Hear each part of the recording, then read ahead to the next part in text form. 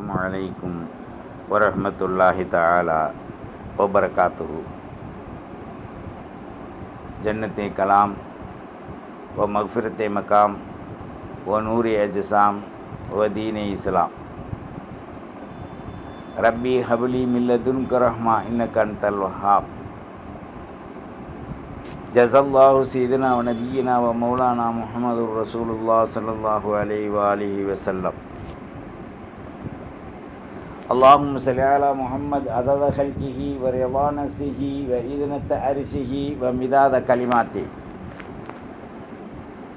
سبحان الله وبحمده عدد خلقه ورضا نفسه وإذنة عرشه ومداد كلماته. الحمد لله الحمد لله على كل حال. اللهم صل على سيدنا محمد النبي الأمي وعلى آله وصحبه وسلم وبارك عليه.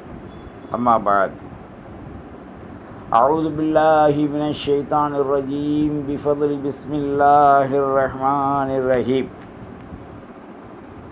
وأن أتلو القرآن فمن اهتدى فإنما يهتدي لنفسه ومن ضل فقل إنما أنا من المنذرين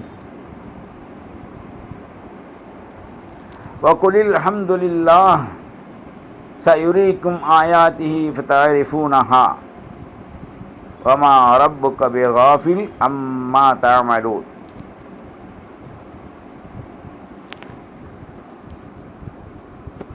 وقال النبي صلى الله عليه وآله وسلم: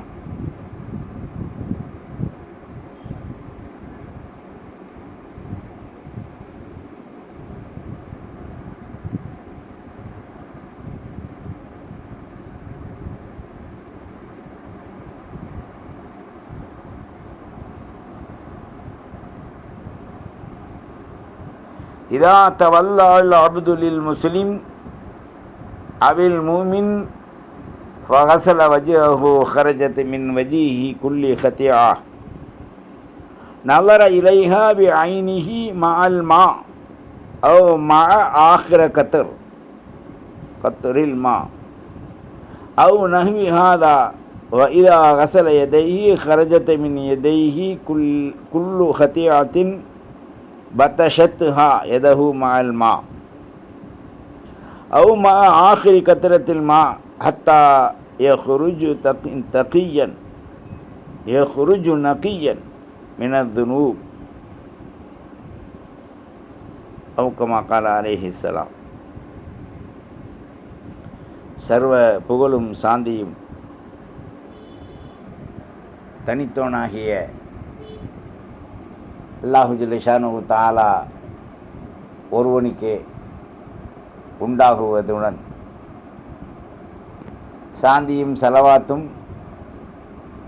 ஈருலக சய்யிதுல் காயினாத் முஹம்மதுர் ரசூலுல்லாஹ் ஸல்லல்லாஹு அலைஹி வஸல்லம் அவர்களுக்கும் அன்னாரின் சத்திய சுத்த கிளைகளை பின்பற்றிய உத்தம சஹாபாக்கள், நம் முன்னால் வாழ்ந்த மறைந்த சித்திகீன்கள், சாலிஹீன்கள், சுஹதாக்களின் மீது உண்டாவதா.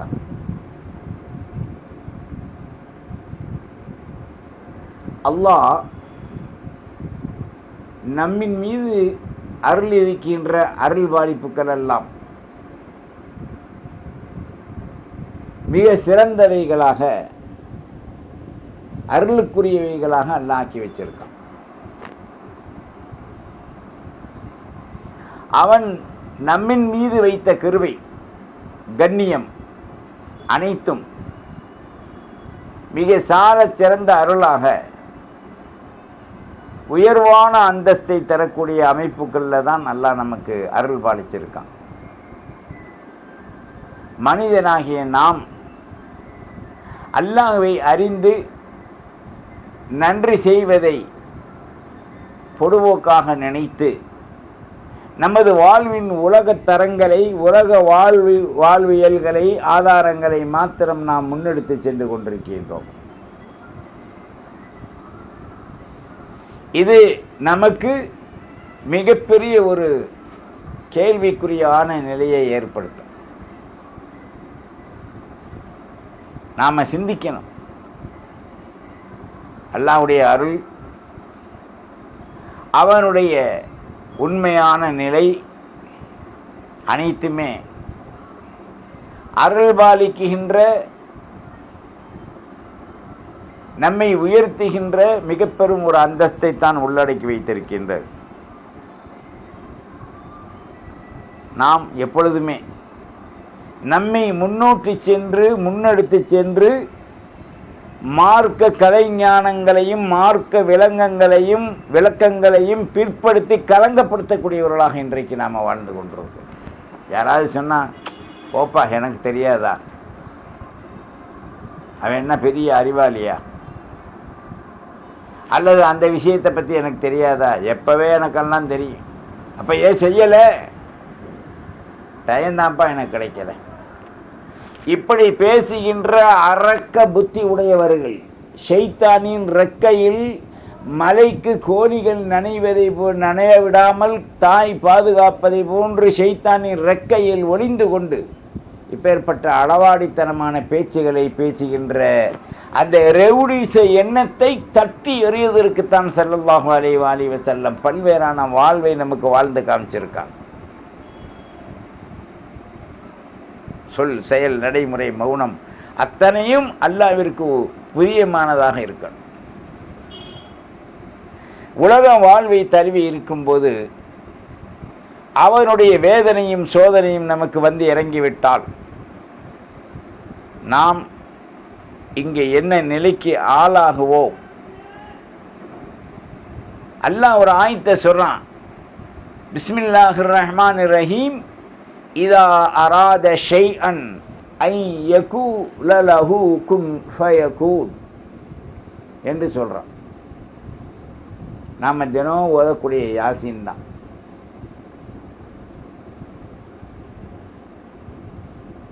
இன்னா ஜஅல்னா ஃபீ அனாகிம் அக்லாலா ஃபஹிய இலல் அதுகானி ஃபஹும் முக்மஹூன்.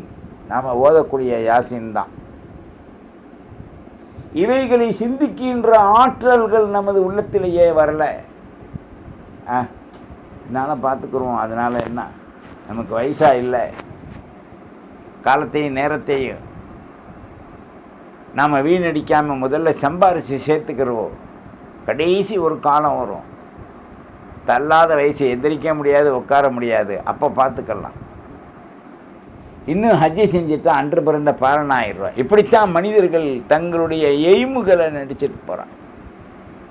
நீ எந்த எய்மை நினைத்தாலும் அல்லாஹ்விடத்தில் எத்தகைய பிரதிபலனையும் அடைய முடியாது என்பதற்குத்தான் இத்தகைய ஆயாத்துக்களை நமது வாழ்வில் அல்லாஹ் எடுத்து காமிக்கிறான்.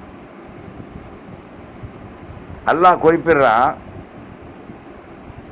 பிஸ்மில்லாஹிர் ரஹ்மானிர் ரஹீம், அன் அத்துலுவல் குர்ஆன, உங்களுக்கு குர்ஆனை ஓதி காண்பிக்கப்பட்டால், ஃபமனிஹ்ததா,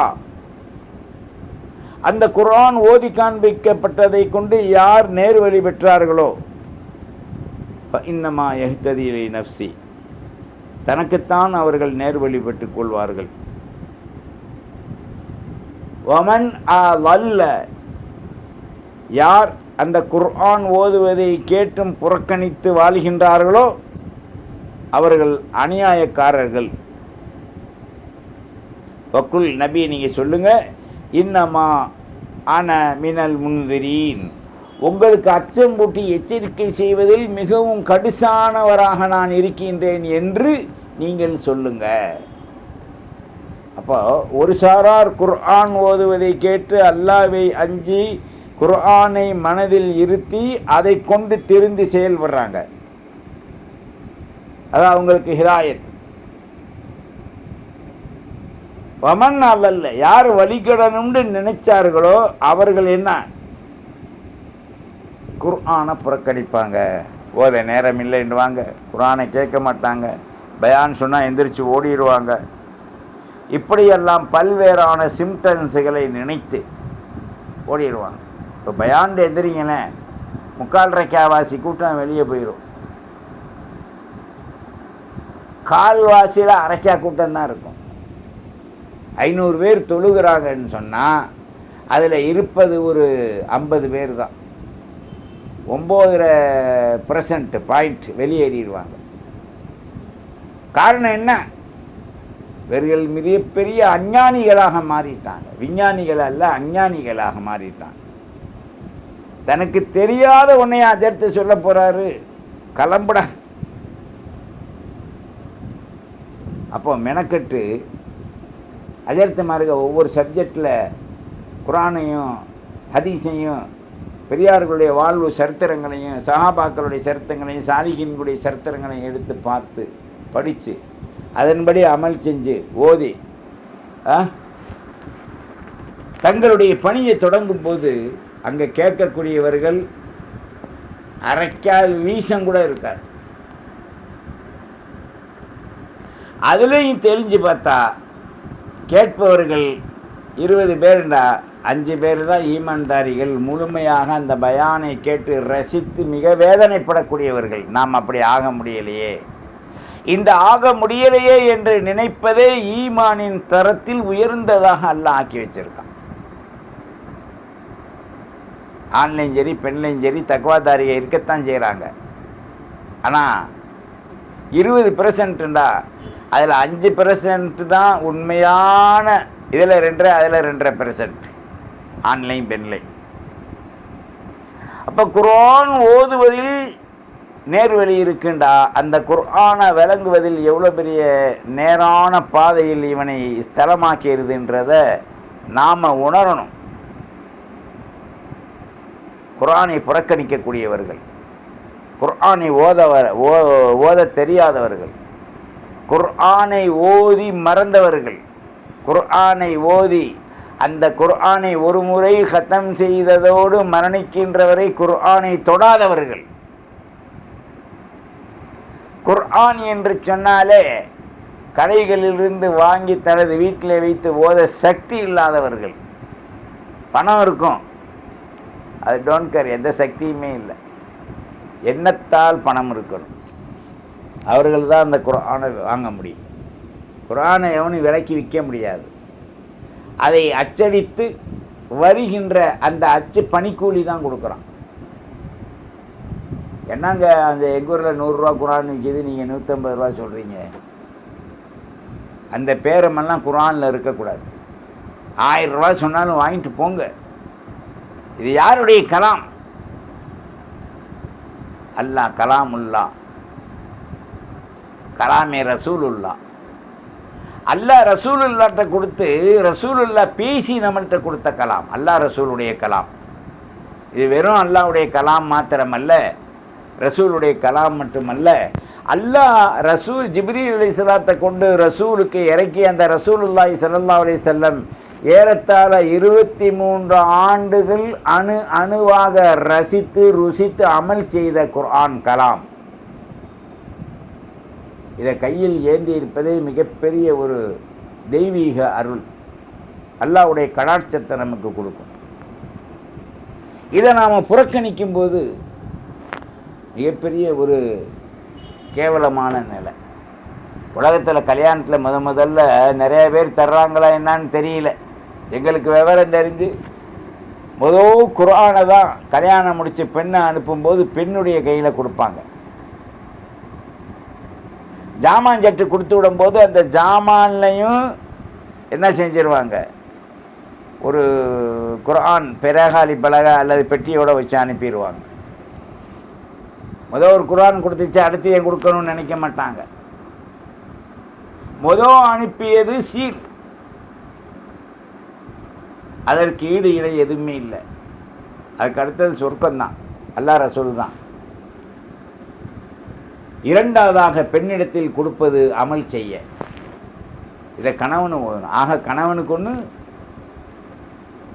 பெண்ணுக்கு ஒன்று. முந்தையெல்லாம் 2 குர்ஆன் கொடுப்பாங்க. இப்போ குர்ஆனும் தரதில்லை, ஒன்றும் தரதில்லை. மஞ்சள் துணி இருக்கு பாருங்க, மஞ்சையில் நினச்சி மங்களகரமாக செய்கிறாங்களாம். அதில் ஒரு மஞ்சளை வச்சு பணத்தை முடித்து கொடுத்து விட்றான். துனியாதாரி அதுதானே செய்வான். நல்லா சிந்திச்சு பாருங்க.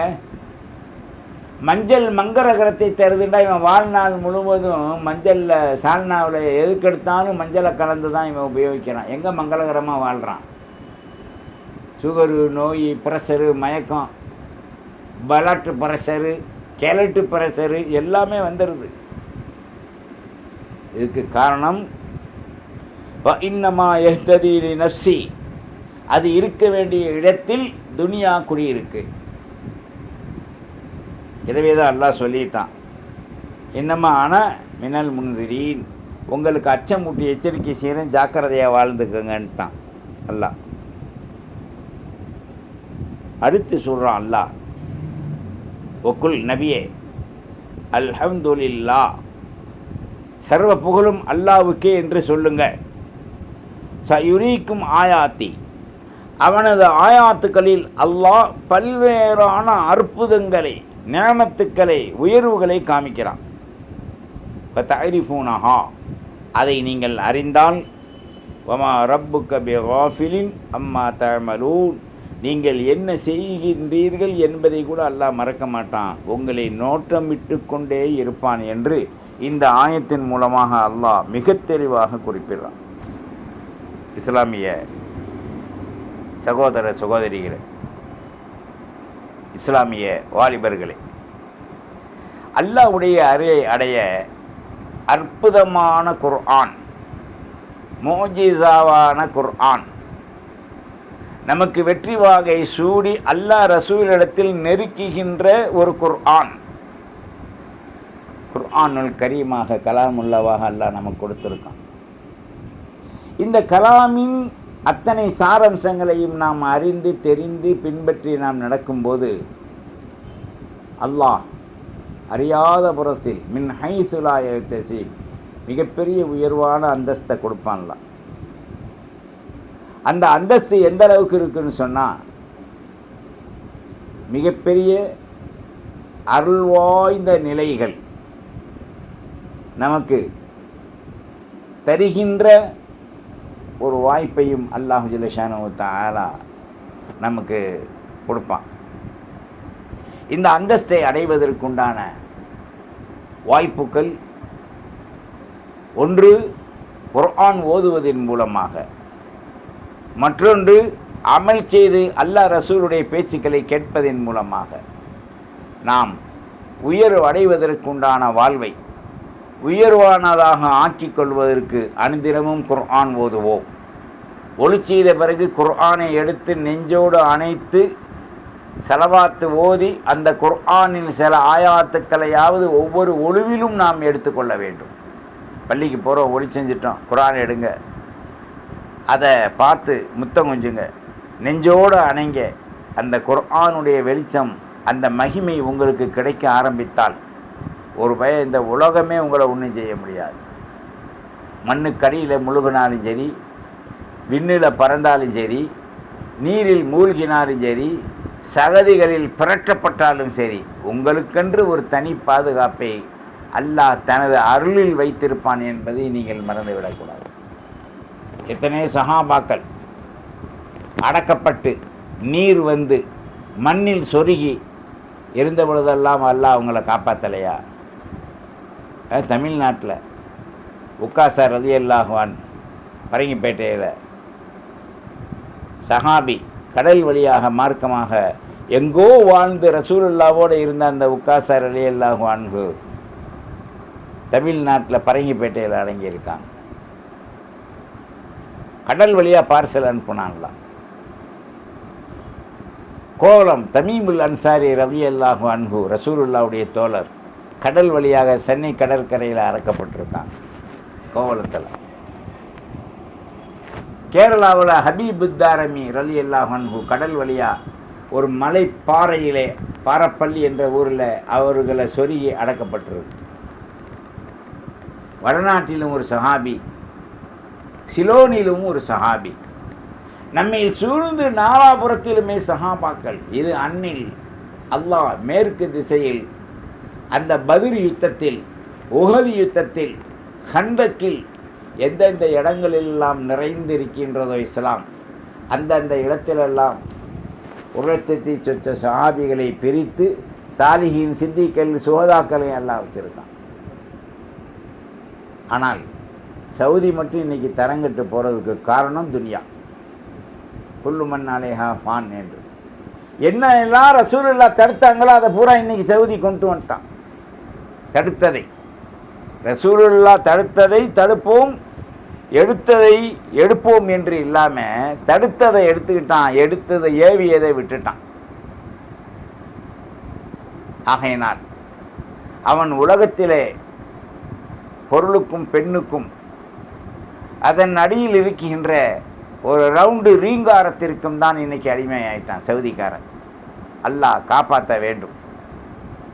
நம்முடைய ஈமானை நாம் இந்தியாவில் பிறந்திருந்தாலும் கூட அல்லாஹ் நம்மை பரிசுத்தமாக பாதுகாக்கின்றான் என்று சொன்னால் நாம் கொண்ட ஈமானின் அந்த உறுதி நம்பிக்கை, உறுதியோடு வாழ்வோம், வெற்றி பெறுவோம். வல்ல ரஹ்மான் அருள்வாளிக்கட்டும். வாஹிர் தாவானா அனில் அல்ஹம்துலில்லாஹி ரப்பில் ஆலமீன். வஸ்ஸலாம்.